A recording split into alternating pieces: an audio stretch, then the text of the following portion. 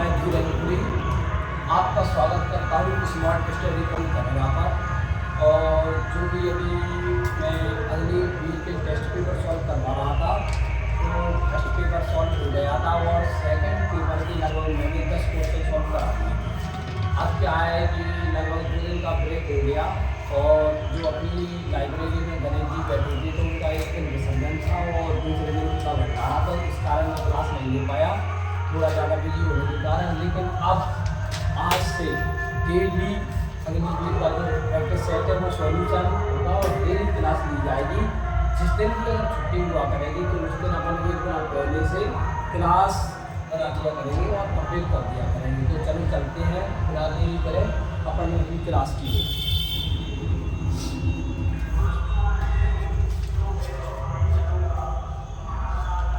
Question हो गए थे अपने 40, अब आता है 41, 0.25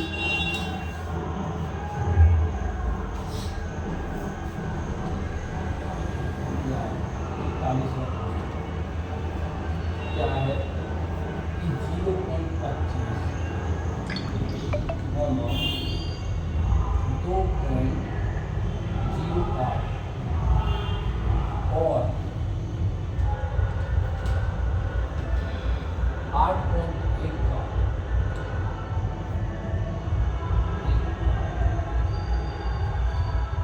महत्तम समावर्तन क्या है? महत्तम समावर्तन क्या है? तो मैं आगे की कहानी को पढ़ाता हूँ और 48 का क्वेश्चन था जो कि टेस्ट पेपर टेस्ट 2 का, ठीक है, 41वां क्वेश्चन। अब चलते हैं अपन 41वें क्वेश्चन पर। तो पॉइंट 0.25, 2.08 और 8.1 का मासा यानी महत्तम समावर्तन क्या है? तो मैंने सबसे पहला जो टेस्ट पेपर फर्स्ट सॉल्व कराया था उसमें मैंने आपको मासा और नासा के बारे में बताया था। तो मासा यानी महत्तम समावर्तन। महत्तम समावर्तन क्या होता है? जैसे उदाहरण लीजिए 2, 3, 4, 5 और 6। महत्तम समावर्तक क्या होता है तो किसे कहते हैं? कैसे जानेंगे कि महत्तम समावर्तक इसका क्या है? 2, 3, 4, 5, 6 का महत्तम समावर्तक क्या है? तो मैं जानता हूँ महत्तम समावर्तक वह चीज़ होती है, वह होता है जो सबसे कॉमन चीज़ होती है। वह छोटी से छोटी वह संख्या, छोटी से छोटी वह संख्या जो सभी संख्याओं को काटे, सभी संख्याओं को काटे। मान के चलो इसका महत्तम समावर्तक क्या होगा? जैसे 2 से जे कट रही है, जे नहीं कट रही, जे कट रही है, मतलब आज जे नहीं कट रही, 2 से जे नहीं कट रही। तो अपन को महत्तम समावर्तक ये देखना है कि जे संख्या दी हुई है वो सभी संख्याओं को करना चाहिए, वही बात का महत्तम समावर्तक है। तो इसमें उसने क्या कहा कि महत्तम समावर्तक, चलो अपन पॉइंट सॉल्व कर देते हैं। 25 को पॉइंट हटाएंगे तो 0 नीचे आ जाएगा, फिर 2.08 2.0 आ जाएगा, फिर 81.10 आ जाएगा। चेक पॉइंट के बाद दशमलव होता है, चेक पॉइंट के बाद दशमलव होता है, अपन वही पॉइंट के बाद 0 बढ़ा देते हैं, ठीक है। अब इसका महत्तम समावर्तक, मैंने महत्तम समावर्तक के बारे में तुमको बता दिया है कि महत्तम समावर्तक वह होता है जो सबसे फर्स्ट प्रॉब्लम, जैसे ये दिया है 25/100, 208/100, 81/100। अब वो पूछ रहा है महत्तम समावर्तक, तो अगर संख्या बटे में दी हुई है तो ऊपर का क्या निकालते हैं जो पूछ रहा है? आई समझ में कि मैंने पूछा कि इसका महत्तम समावर्तक है तो 25, 208 और 81 का अपन क्या निकालेंगे? महत्तम समावर्तक 208 और 81, इसका क्या निकालेंगे? महत्तम समावर्तक। तो ये कैसे कर रहा है? 2 से नहीं कर रहा है, 3 से नहीं कर रहा है, 5 से नहीं कर रहा है, यानी अलग अलग संख्या और एक ऐसी संख्या है जो सभी संख्याओं को विभाजित करती है। तो इसका महत्तम समावर्तक कितना हो जाएगा? 1। अब अपन ने क्या पढ़ा था कि नीचे ऊपर का अपन ने महत्तम समावर्तक ले लिया। अब जो नीचे संख्या दी हुई होती है उसका क्या ज्ञात करते हैं? लघुत्तम समावर्तक। इसका 100, 100, 10 का लघुत्तम समावर्तक कितना आएगा? बताओ। 100, 100 और 10 का लघुत्तम समावर्तक क्या होता है? ऐसे नहीं किया करो, मैं बताता हूँ। 100, 100 और 10। लघुत्तम समावर्तक वह बड़ी से बड़ी संख्या होती है जिसमें तीनों संख्याओं का भाग जाए। अपन क्या कह सकते हैं, लघुत्तम समावर्तक क्या है? लघुत्तम समावर्तक वह संख्या होती है जिसमें तीनों संख्याओं का बड़ी से बड़ी संख्या, मेरी भाषा में क्या सॉल्व किया है, छोटी से छोटी वह संख्या जो सभी संख्याओं को विभाजित करे उसे अपन क्या कहेंगे, लासा। और लासा क्या कहेंगे, बड़ी से बड़ी वह संख्या जो सभी संख्याओं से विभाजित हो उसे क्या कहेंगे, लासा। तो इसका अपन 100 एलसीएम ले रहे हैं, 100 एकम 100, 100 एकम 100, 10 यानी तीनों संख्याओं का इसमें भाग जा रहा है। तो ये अपना महत्व सवाल कितना हो गया, 100, नीचे 100। अब ऊपर 1 है, तो जैसे अपन ने पॉइंट हटा के 2 जीरो बढ़ाएंगे तो पॉइंट से कितना कर सकते हैं, 0.0। आई समझ में? अब आंसर देखते हैं क्या है आंसर,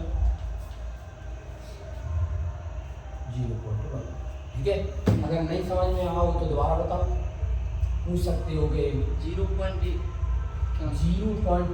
मैंने ये बताया था कि जितने अंक मतलब दशमलव के बाद जितने अंक होते हैं उतनी नीचे 0 आते हैं। तो अगर जितनी 0 है तो उतने अंक बाद दशमलव भी तो होगा। जैसे मैंने क्या कहा था कि दशमलव के बाद जितने अंक होते हैं उतनी नीचे 0 आती है। अगर अपन जो दशमलव हटाते हैं 100 नीचे आता है तो सही है, क्या अंक है, नीचे कितना आएगा, इसलिए अपना आंसर कितना है, 0.0। ठीक है, आगे चलिए, चलो आगे चलते हैं।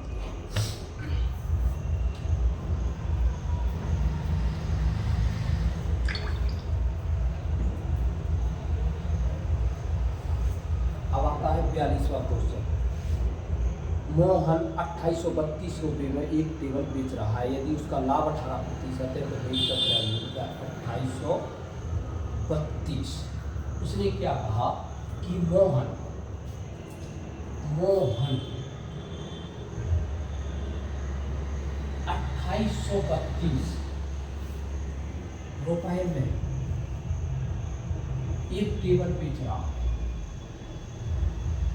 एक टेबल बेच रहा है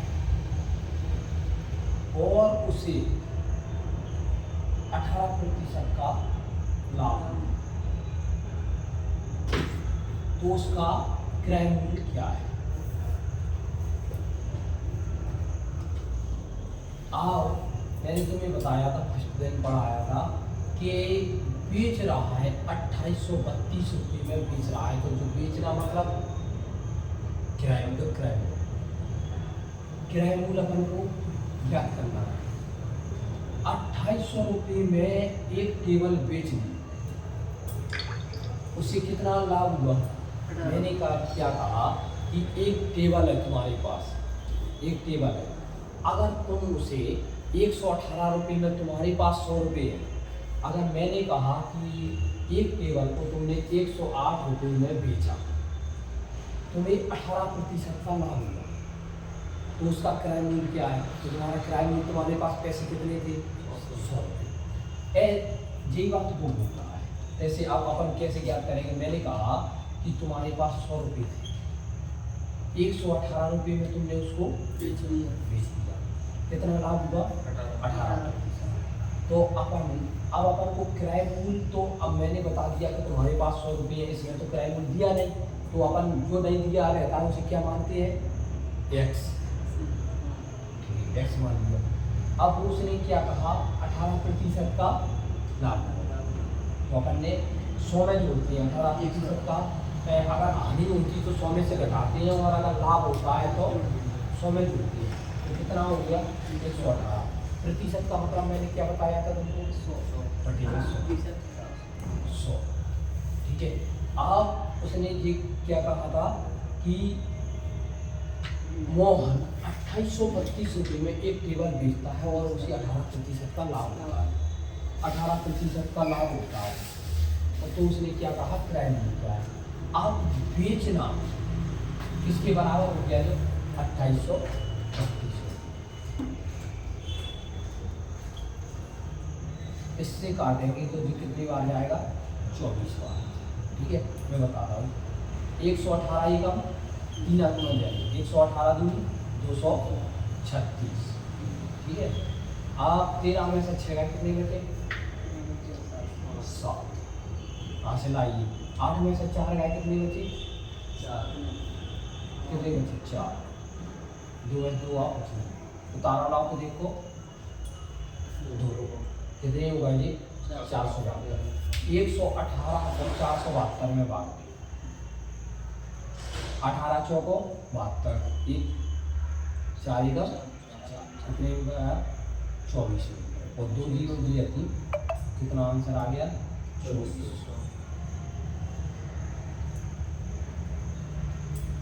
तुमको समझ में नहीं आया होगा, ठीक है, मैं दोबारा समझा।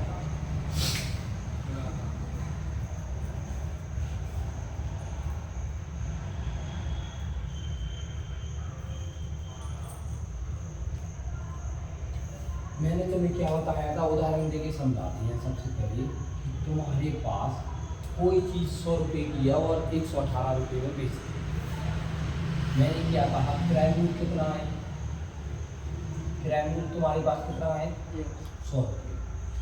ठीक है, उदाहरण देके विक्रय मूल्य मैंने कितना बताया तुम्हारे पास, 118। लाभ कितना हुआ तुमको, ठीक है। किराया मूल्य तुम्हारे पास 100 रुपये थे, विक्रय मूल्य तुम्हारा कितना हो गया, 118। लाभ कितना हुआ, 18। अब उसने जी विक्रय मूल्य है, ये तुम्हारा क्या है, लाभ। अब उसने क्या कहा, विक्रय मूल्य क्या होता है, किराया मूल्य ये होता है, किराया मूल्य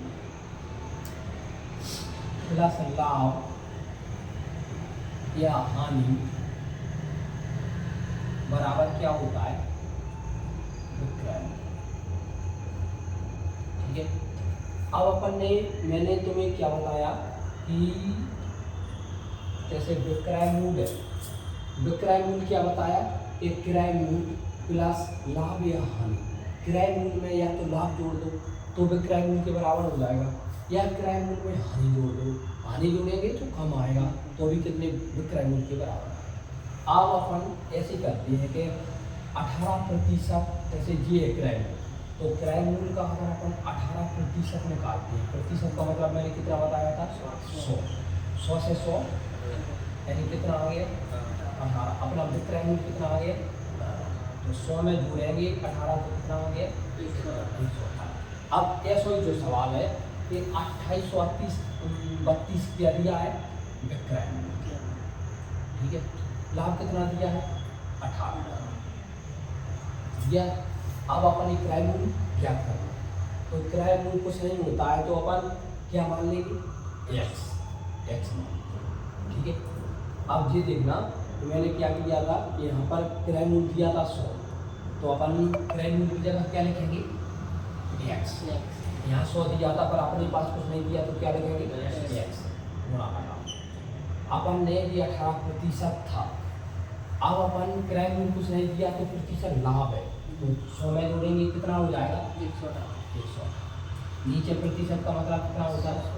अब जो किराया मूल्य में 118% विक्रय मूल्य के बराबर बताया था मैंने, किस सूत्र में बताया, विक्रय मूल्य कितना दिया है, 2832।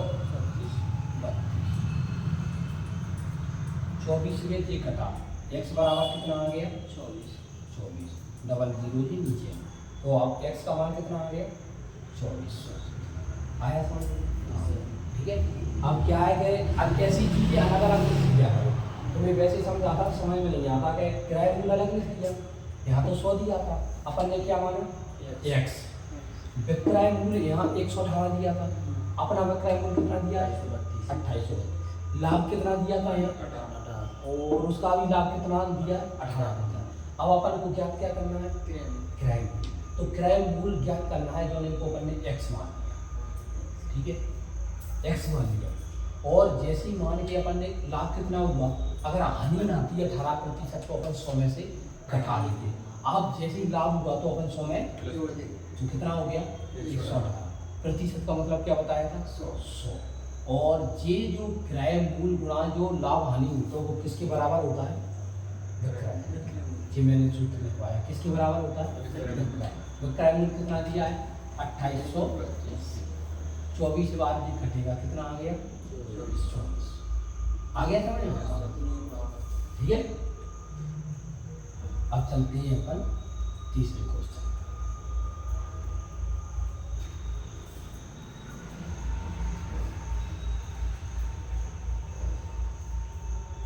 तीसरा क्वेश्चन है कि 35 मीटर से 35 मीटर प्रति सेकंड। मैंने उस दिन क्या बताया, ये चीज़ें लिख लिया करोगे, ठीक है। मैंने तुम्हें क्या बताया था, किलोमीटर बड़ा होता है या मीटर? किलोमीटर बड़ा होता है तो किसका गुणा करने को कहा था उस दिन मैंने? 5/। जैसे अगर मीटर सेकंड दिया है, अगर मीटर सेकंड दिया है तो जो कम दिया है अपन को ज़्यादा बनाना है, तो 5/18 बड़ा होता है या 18/5 बड़ा होता है? 18/5। तो छोटे से बड़े में जा रहे हैं तो बड़े में कितना बड़ा कितना होता है? 18/5। तो अपन 18/5 का इसमें गुणा करेंगे। एक बार ये मीटर दिया है, अपन को काय में बदलना है? किलोमीटर। किलोमीटर प्रति घंटा में बदलना है। तो ये छोटी चीज़ से अपन बड़े में जा रहे हैं तो फिर अपन किसका गुणा करेंगे? 18/5। अगर यहाँ भी चल किलोमीटर दिया होता, बड़ी चीज़ से छोटे में जाते तो कितना करते? 5/18 बड़ा है या 18/5? 18/5। 18/5 अगर बढ़ा है तो इसमें किसका गुणा करेंगे? मीटर प्रति सेकंड। जैसे मैंने कहा कि मीटर प्रति सेकंड बड़ा है या किलोमीटर प्रति सेकंड? कौन बड़ा है? किलोमीटर। अगर किलोमीटर प्रति सेकंड बड़ा है तो उसमें छोटे का गुणा करेंगे, और अगर छोटा है तो उसमें अब बैठ गया होगा। ये अगर मीटर प्रति सेकंड है, ये कैसा है? छोटा के बड़ा? छोटा। किसका गुणा करना है? जैसे अगर छोटा दिया है तो गुणा किसका करना है? बड़े का, ठीक है। और अगर बड़ा दिया है तो गुणा किसका करना है? छोटे, ठीक है। अब अपने पास क्या दिया है? जी हाँ, ये छोटा। गुणा किसका करना है? बड़ा। और अगर यहाँ भी चल किलोमीटर प्रति घंटा दिया होता तो किसका गुणा कर? जी होता। अगर छोटा दिया है तो बड़े का गुणा, बड़ा दिया है तो छोटे का।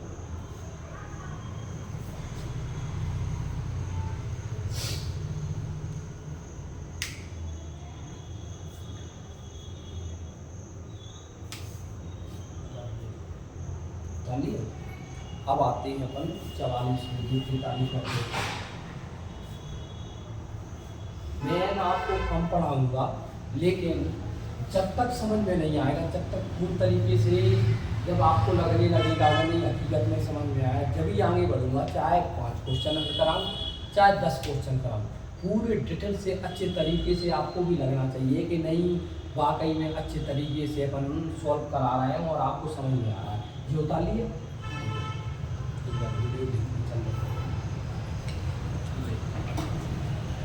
अब अपन चलते हैं 44वें क्वेश्चन।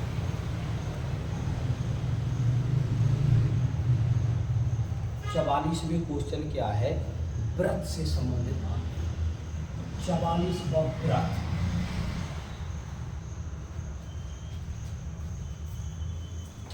ये है अपना व्रत।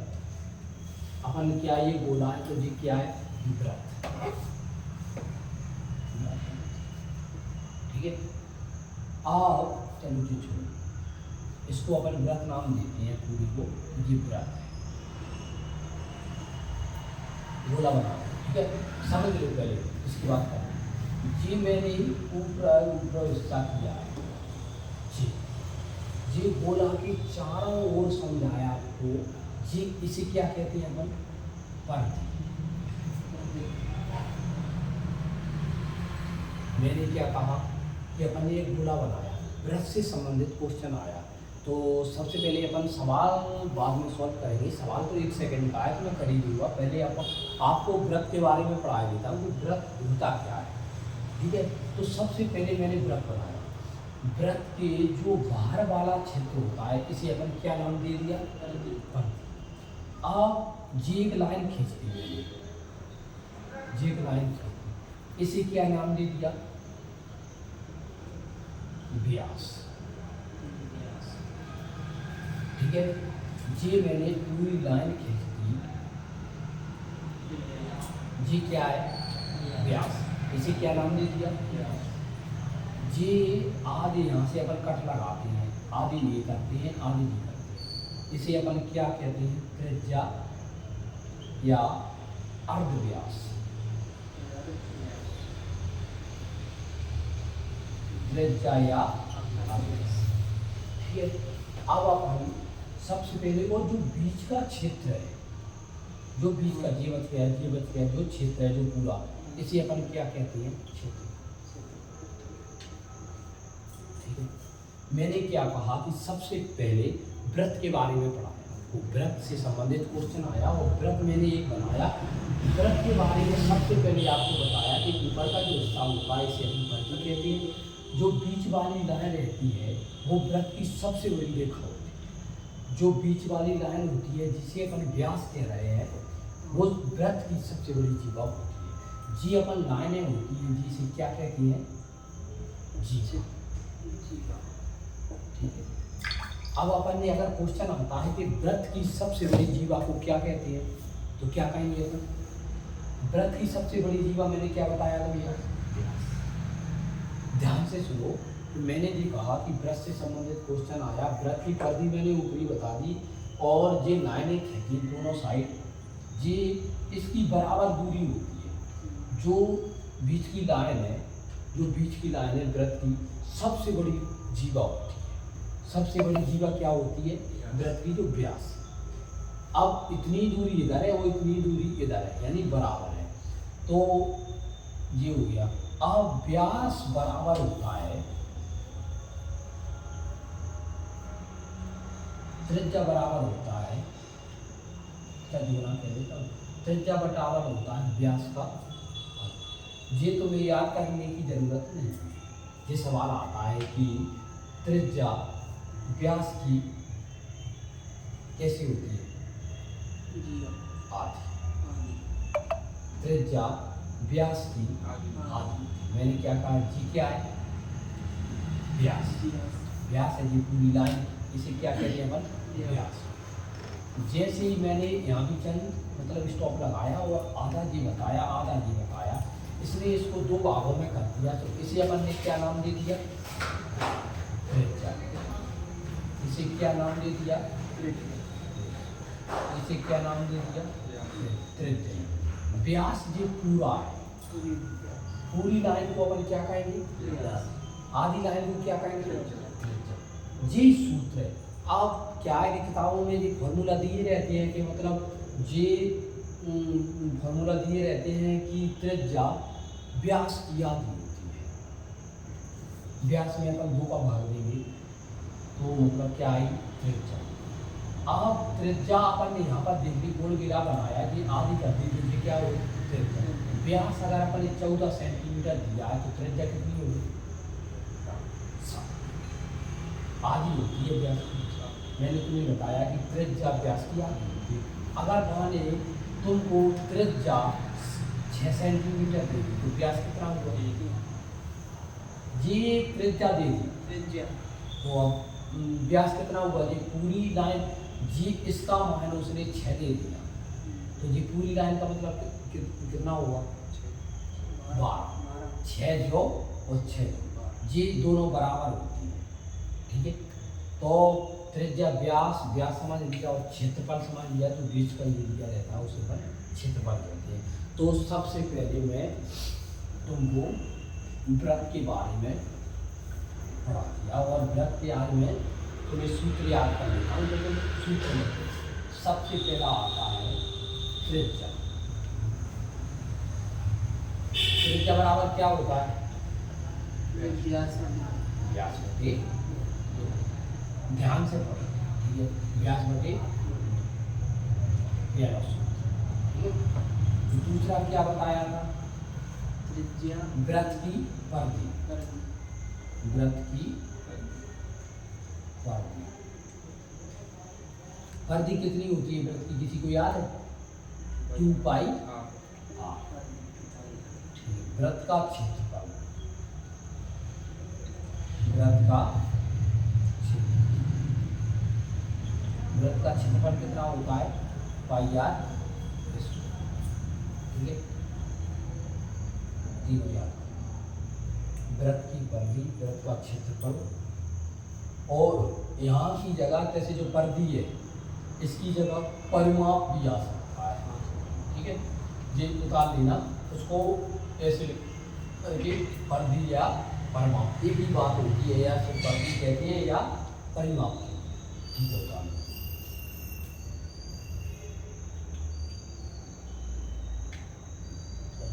उतार लिया।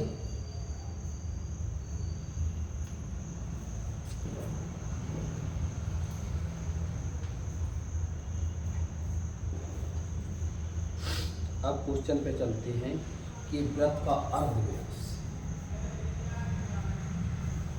त्रिज्या को भी अपन ने क्या नाम दिया था? एक अर्धव्यास या त्रिज्या एक ही बात होती है, परिधि या परिमाप एक ही बात। अब चलते हैं अपन अगले क्वेश्चन पर कि वृत्त का अर्धव्यास, अर्धव्यास या त्रिज्या, ठीक है। अर्धव्यास या कितनी दी है? 14, ठीक है। 14 दी। और वृत्त की परिधि पूछिए, परिधि, वृत्त की परिधि का फॉर्मूला क्या है? 2 पाई आर। वृत्त की परिधि यानी 2 पाई आर, ठीक है। तो करते हैं, पाई का मान कितना होता है? 22। याद कर लो कि पाई बराबर कितना होता है? अब जी क्या दी है अपने? आर का मतलब क्या होता है? त्रिज्या। आर का मतलब क्या होता है? त्रिज्या। त्रिज्या अपने पास कितनी दी है? त्रिज्या अपने पास कितनी दी है? 14 गुणा 7 दूनी 22 दूनी 44, 44 दूनी 88। आंसर कितना हो गया? एक बार और समझा देता हूँ, ठीक है। मैंने क्या कहा? जी तो हमने उतार ही दिया सवाल। मैंने क्या कहा कि अर्धव्यास, अर्धव्यास को मैंने ये भी कहा था कि अर्धव्यास या त्रिज्या एक ही बात होती है। अर्धव्यास या वीडियो बन रही लग रहा है, अर्धव्यास या त्रिज्या एक ही बात होती है। अर्धव्यास कितना दिया है? 14। अब मैंने तुमको वृत्त की परिधि उसने पूछा है। वृत्त की परिधि का फॉर्मूला क्या होता है? 2 पाई आर। 2 का मतलब, ठीक है, 2 22 पाई का मतलब कितना होता है? लिख लो, पाई का मतलब होता है 22/7 या 3.14 जी मान होता है। पाई का मान या तो 22/7 होता है या 3/14 होता है, ठीक है। अब चलते हैं अपन क्वेश्चन पर। तो 2 पाई आर का मान कितना दिया था? 14। 7 दूनी 14, 22 दूनी 44, 44 दूनी आ गया समझ। और जिस भाई को भी समझ में नहीं आ रहा है तो कमेंट करके बता सकते हैं कि ये चीज़ समझ में नहीं आई, और रिपीट करके बार बार देख ले और अच्छी तरीके से सॉल्व करें। और जो चीज़ मैं बता रहा हूँ वो पहले आप याद कर लिया करें। जैसे मैंने आज वृत्त के बारे में तुमको पढ़ाया, तो कल जब भी क्लास लगेगी तो सबसे पहले मैं तुमको वृत्त के सूत्र पूछूंगा, तीनों। पाई का मान पूछूंगा, त्रिज्या क्या होती है, अर्धव्यास क्या होता है, वृत्त की परिधि क्या होती है, क्षेत्रफल क्या होता है, इनके बारे में सबसे पहले पूछूंगा, ठीक है। अब आता है 45वां क्वेश्चन। 45वां क्वेश्चन है sec² 45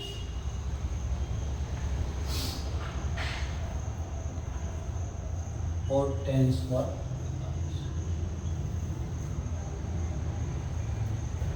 क्या मान दिया है? sec² 45 और tan² 45। तो ये सवाल सबसे पहले मैं तुम्हें आज सूत्र देता हूँ। ये सवाल हालांकि तुम्हें सबसे सरल है। 1045 का मान कितना होता है? 1, यहाँ ये करते हैं। sec 45 का मान कितना होता है? √2। इसका मान क्या आ जाएगा? इसको लगाए तो तुम कवर हो जाएगा, एक मान आ जाएगा। अब जैसे क्वेश्चन सॉल्व कराने से पहले मैं तुमको सारणी बना 3 मान याद करने को दे रहा हूँ, फिर कल मैं तुमको क्वेश्चन कराऊंगा कि सबसे पहले सारणी।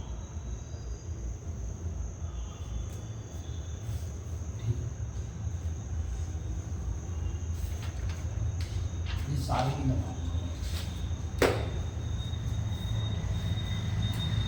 ये sine 0, sine 30, sine 45, sine 60, sine 90। ठीक है, मैं तुमको एक दिन का एक जैसे आज साइन के मान लिखवा देता हूँ, फिर क्या है कि तुम धीरे धीरे ऐसे जो ये पेज अलग कर लेना। तो मैं साइन के, फिर कॉस के, फिर टेन के 3 मान याद करवाऊंगा। 3 दिन में जब पूर्ण हो जाएंगे तो फिर एक साथ टेबल बता दूंगा, तो पूरे एकदम कभी भी नहीं भूलेंगे। सबसे पहले अपन 0 लिखते हैं। कहाँ से स्टार्ट करते हैं? 0। फिर क्या लिखते हैं? 1, फिर क्या लिखते हैं? 2।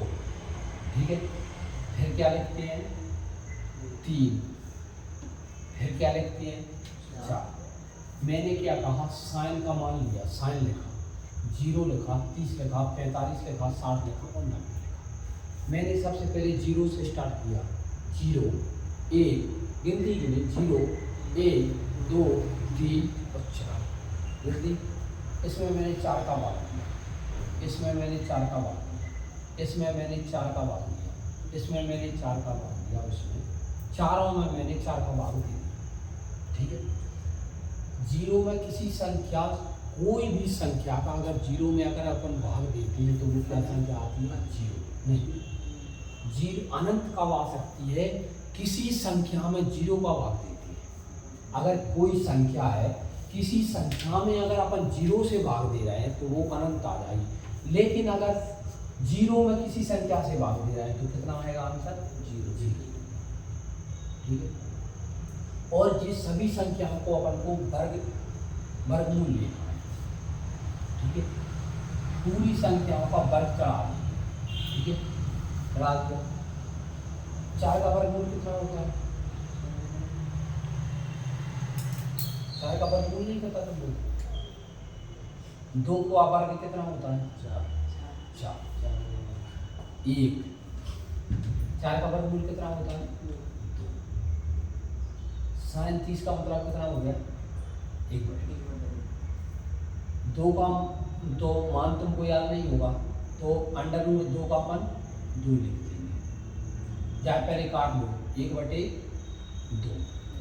ठीक है, तो 1 को तो कोई भी वर्ग कर लो, कोई दिक्कत नहीं है। बस नीचे क्या आ गया? √2। ऐसे ही जाएगा। 4 का वर्गमूल कितना होता है? इसका मान क्या है? √3 की 3, और 4 का वर्गमूल कितना है? 4 से 4 कट गया, यह का मान कितना आ गया? मैंने सबसे पहले साइन के बारे में तुमको बताया। साइन के बारे में जैसे ही बताया तो 0, 30, 45, 60 और 90 तुम्हें बिल्कुल याद नहीं करना है। अपने ये तो सब चीज़ें बताई हैं कि 0, साइन 0 का मान होता है, साइन 30 का मान होता है, साइन 45 का मान होता है, साइन 60 का मान होता है, साइन 90 का मान। क्या हो गए? 0, 1, 30, 2, 45, 3, 60, 4 और 90 5 हो गए। अब अपन 5 हो गए, अपन 0 से स्टार्ट करते हैं।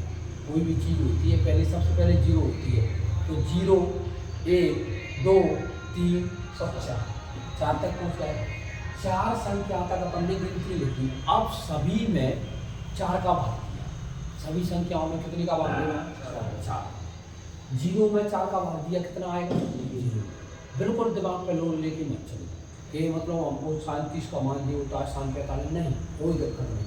मैं तुमको मतलब इतने तरीके से बता रहा हूँ कि सही तरीके से अपन ने 0 से स्टार्ट किया। सही अंदाज से सोचो, 0 से स्टार्ट किया, 0, 1, 2, 3, 4 तक हो गया। 4 में 4 तक में 4 का भाग दो और भागे के वर्गमूल ले लो, तो साइन 0 का मान कितना हुआ 0। साइन 30 का मान कितना बताया मैंने 1/2 ये लिखा है 1/2। साइन 45 का मतलब कितना बताया 1/2। साइन 60 का मतलब कितना बताया 3/2। साइन 90 का मान कितना बताया 1। अब इसी बात पर जब टेबल याद कर लो, आप साइन के मान लिख लो, साइन ऐसे ही बना के और एक पेज बना लो। डेली मैं तुमको जो सवाल सॉल्व कराने से पहले मैं आपको टेबल के बारे में 3 दिन 4 दिन में याद करवा दूंगा।